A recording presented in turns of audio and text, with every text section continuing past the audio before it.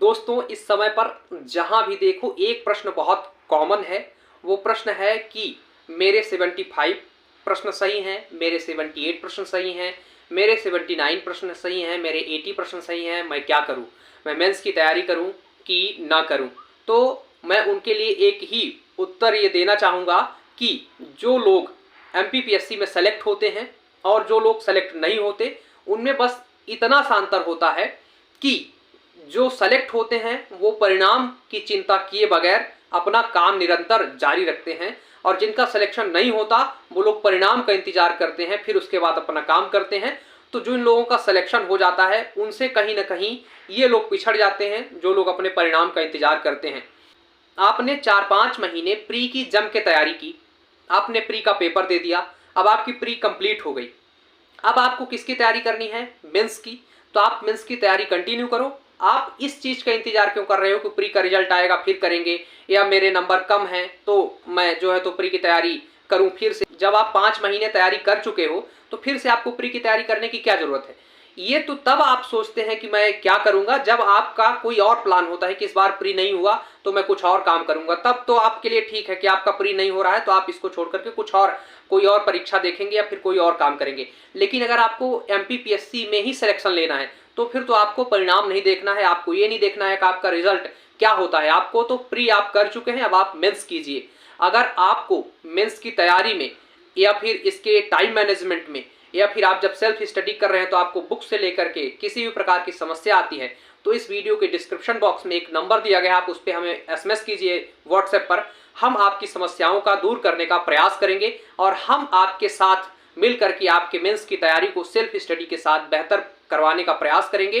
तो आप हमें जो नीचे नंबर दिया गया है उस पर एसएमएस कर सकते हैं। तो मैं कह रहा था कि जो आपकी प्री की तैयारी है वो अब हो चुकी है। अब आपको सिर्फ और सिर्फ जो आपके पास 7-8 महीने का समय है उसमें आपको मेंस की तैयारी करनी है। आपके पास अभी 8 महीने का लगभग समय है। उधर अक्टूबर नवंबर या नवंबर दिसंबर में फिर से आपके अगले प्री की जो है तो डेट आ सकती है, और अगला प्री फिर से आपका मार्च अप्रैल में जब भी मतलब हो सकता है। तो अभी आपके पास सिर्फ 8 से 9 महीने का समय है, और 8 महीने में आपके पास 240 दिन होते हैं। आपके पास मेंस में लगभग 10 सब्जेक्ट हैं। अगर आप 240 बाय 10 करेंगे तो आपको एक सब्जेक्ट के लिए मात्र 24 दिन का समय है मेंस की तैयारी करने के लिए। एक सब्जेक्ट की तैयारी के लिए 24 दिन का समय है, तो आप समय कैसे व्यर्थ गंवा सकते हैं? आपको तो एक एक दिन महत्वपूर्ण है, क्योंकि बहुत सारे ऐसे सब्जेक्ट हैं जो 24 दिन में पूरे नहीं होंगे। उनके लिए एक्स्ट्रा एफर्ट करना पड़ेगा, ज्यादा मेहनत करनी पड़ेगी। तो आप परिणाम की चिंता ना करें, आप तो सिर्फ मेंस की तैयारी करें। आप ये ना देखें कि आपका प्री में कैसा परिणाम होता है, प्री अच्छा होगा कि नहीं होगा। जो होगा जैसा भी होगा होगा ही। अब आप टेंशन लेकर के कुछ नहीं कर सकते। आप आगे देखिए आपको क्या करना है। तो आगे आपको मेंस की तैयारी करनी है और आपको मेंस अच्छा रखना है। क्योंकि अगर जैसे इस बार आप क्या कह रहे थे कि भाई अगर मेरा प्री नहीं हुआ तो मैं क्या करूं, या हो रहा है तो मैं क्या करूं, यानी कि आपका मेंस उतना बेहतर तैयार नहीं है। तो अगर मान लीजिए आपका मेंस तैयार नहीं है और अगर आपका प्री हो भी जाता तो आप क्या कर पाते? कुछ नहीं। एटलीस्ट आप मेंस के बाद तो बाहर हो ही जाते। तो आप क्यों ना ऐसा काम करें कि मेंस की इतनी खतरनाक तैयारी करें कि अगली बार जब आप 2026 में प्री दें और आपका प्री हो, फिर आपका मेंस भी हो और आपका इंटरव्यू भी निकल जाए और आप डायरेक्ट कोई ना कोई पोस्ट ले लें।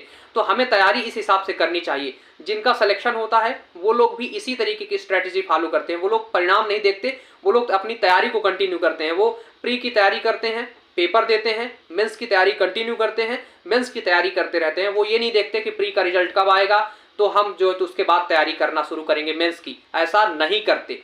इसलिए आपको भी ऐसा नहीं करना है। आपको भी यहाँ पे क्या करना है? अपनी मेंस की तैयारी को कंटिन्यू करना है। तो आप मेंस की तैयारी कंटिन्यू कीजिए। और हमारा कोई अगर आपको सहयोग लगे तो मैंने जैसे कि पहले ही आपको बताया कि डिस्क्रिप्शन बॉक्स में आपका एक नंबर है, वहां पर आप हमें मैसेज कीजिए। हम आपकी यथासंभव मदद करने का प्रयास करेंगे। इसी तरीके के महत्वपूर्ण वीडियोज को देखने के लिए आप सभी लोग हमारे चैनल को सब्सक्राइब करें तथा बेल आइकन को क्लिक करें। धन्यवाद।